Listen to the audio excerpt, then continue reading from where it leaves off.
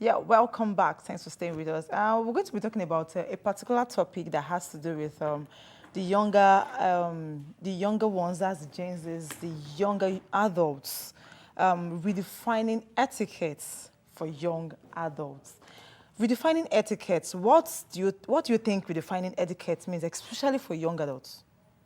Well, etiquettes have always been etiquettes. Etiquettes have always stood with traditional, proper ways of Morals behaving. Morals, yeah, morals involved, but yeah, proper traditional ways of of behaving, yeah. behaving. So now we're redefining it. Yes, because times have changed. People are no longer subscribing to some old things. And let's be very honest, some old things can be sort of extra. But then I still do subscribe that old school is good school.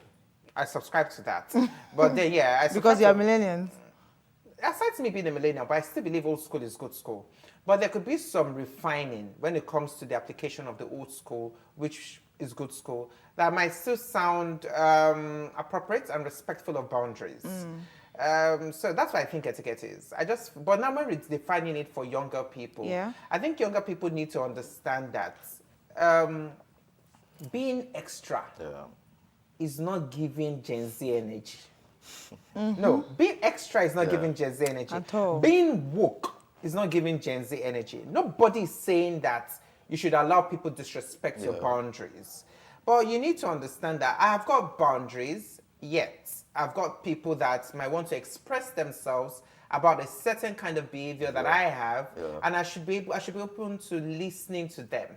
And that is one thing many young people are not open to. So how do we tweak this whole, because back then, we know we have community training where basically everybody in the community trains you. And your parents will be glad that they actually did that. So now we're living in a modern world now where, just like you said, the Gen Zs, these ones are very, very, very hard to actually like curb, and you're trying to like still do that olden days community, whatever.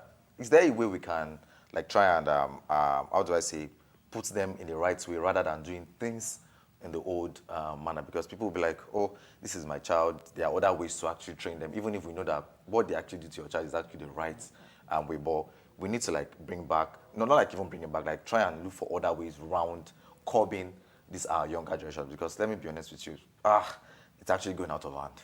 So, well, to me, I just feel like I used to say, if I have a child, Yeah. the way my mom brought me up, Yeah. not the other way. When Yeah. I say the way my mom brought me up, that's been strict. Yeah. Like imposing when she knows that yes, this thing Yeah. is right for me. That's why I'm going to train my child, because child, yeah. I used to say there, mommy, you're wicked, mommy, you're wicked. now But I you thank can God see the for reason, where I yeah. am. Yes, if I'm saying that, okay, no, don't beat my child. But I was saying, but me no make they know a lot more. If Yeah. I'm saying don't help me train my child, don't do this, don't do that, it is a lie. You're spoiling that child yourself. So I actually agree that, well, the way you train your children and all, but you used one word that I don't subscribe to, imposing. is? I believe that we're in a time when we should have conversation with children. I want you to do this. And the child has the right to say, well, I don't want to do this. And I think if you feel it's the best thing for the child to do, I think it's proper to have a conversation, it sits down with the child and try to explain to the child why this is the best option for you. Imposing was a thing at that time. You could not say yes, you could not say no. You're going to do it, you have to do it. And let's be honest. Well, it made us who we are today. No, let's be honest. That has raised some level of damaged children, in the sense that some children are now older now and will tell you that. And that's why we have issues with many Gen Zs. They're older now and they tell you, well, all my life, they've been telling me that I should do this. But now that I'm 20, now that I'm 21, now that I'm 22, you can't tell me what to do. I'm going to do what I want to do. See, and then you're looking at, where is this energy coming from, it's about this child?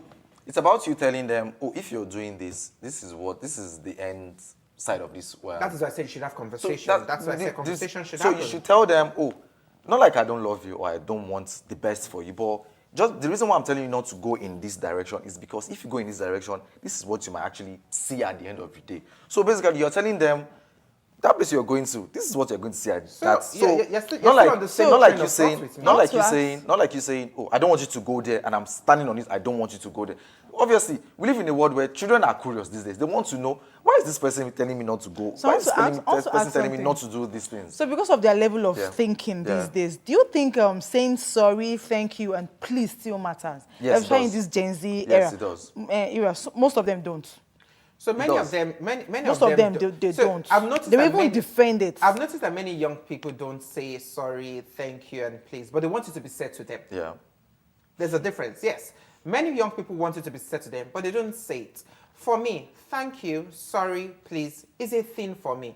I don't care to know where you are. I don't care to know what level you are. But when you're having a conversation with me, I point it out very well. When you're having a conversation with me and you want to seek for a favor, I don't want to, no matter level or anything, you can't just instruct me. I feel there should be a level of, please, can you do this? And I also tell young people, when I tell you, please, can you bring that pen for me? Yeah. I'm not telling you to bring that pen. I think it's also a language barrier, a language issue. Please, can you bring that help pen? me, yeah. I'm not telling you to bring it. Please, can you? I expect you to say, yes, I can. And then you do it. It's a question. yes. Yes, please, can you And bring the fact that? Yes, that I you've can. added And then you please, bring it. But it's a big deal for some people. Yeah, like- so thank you, please, and sorry should be a thing that it should be an etiquette that should transcend through feel- generations. There are so many things when you look at, because we live in a world where our mobile phones are actually done, good, but at the same time, it has its own disadvantage too. You're looking at younger kids, like in Gen Z's type of people, and they're in a social gathering. We call it a social gathering, and you expect everybody to come, interact, like people should mingle, and you're getting there, and everybody's on his or her phone, and you're wondering, if you know you wanted to be, you should have just stayed at home. So it's a very bad thing, and that's something that happens. I agree with you. It's something that happens very, very, Like, very, if very. you go out with your happens everywhere. friends You're and there with everybody's on friends, their there are phone. parties, and they're on their phones, and then you're wondering, well, we're all meant to be out That's here to another enjoy etiquette. ourselves. Yes, so it's That's a another very etiquette. bad thing, and I think young people should work on it. Another thing I think young people should work on is people should learn to listen before reacting. Yes, people don't know how to. They don't know how to listen. Yeah. Young people don't want Everybody wants to talk at the same time. Yeah, many people don't want. Yeah. Many young people don't want to listen. Think before you You're talk. telling them that you took that pen.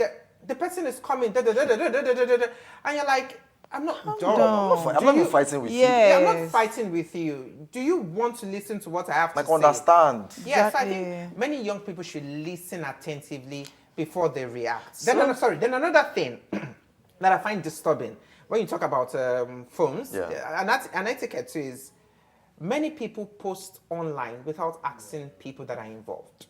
Now it's a different another thing. thing It's a different thing if we are a sort of level of friendship Yeah. where we know that, yay, but when I'm taking pictures here, I don't know you, Dai. I Yeah. don't know both of you. I'm taking pictures and you're going to feature in my picture or you're going to feature in my video. Yeah. It is only proper for me to tell you, excuse me, please, I want to take a video here. You might show in it. Do you mind staying or you don't mind?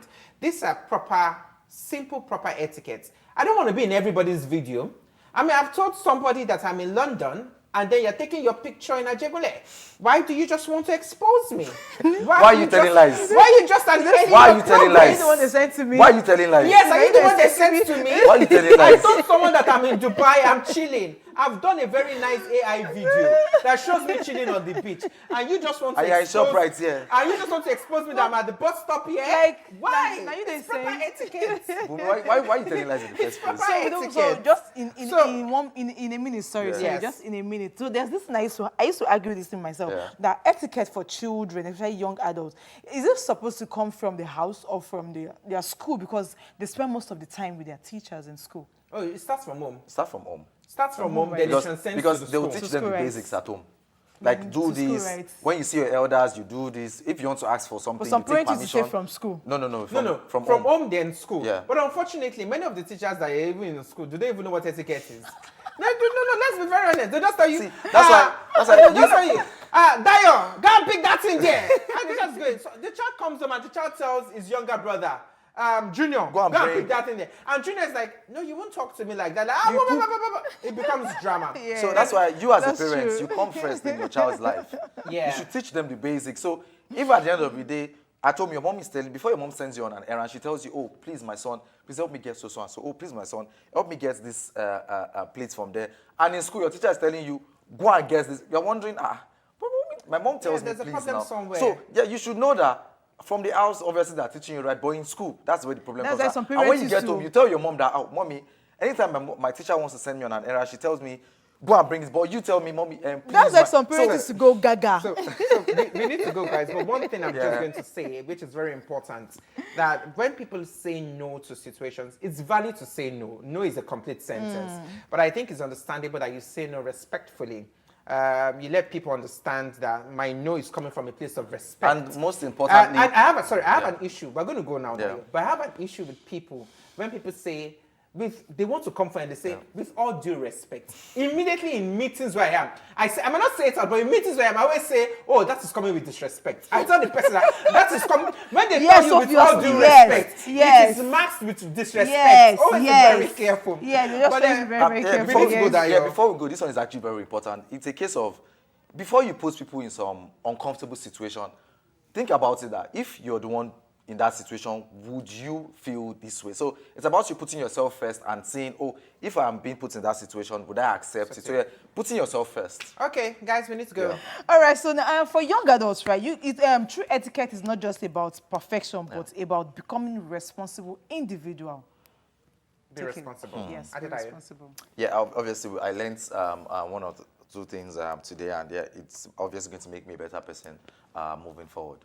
Well, for me, like I always said, and I just said now, no is a complete sentence, but the way you say the no is very, very, very important. Be respectful about it. Etiquette is fine, it's pretty, and it looks good on people. My name is Bababumi Agbibi. Do have a fabulous weekend. Bye-bye.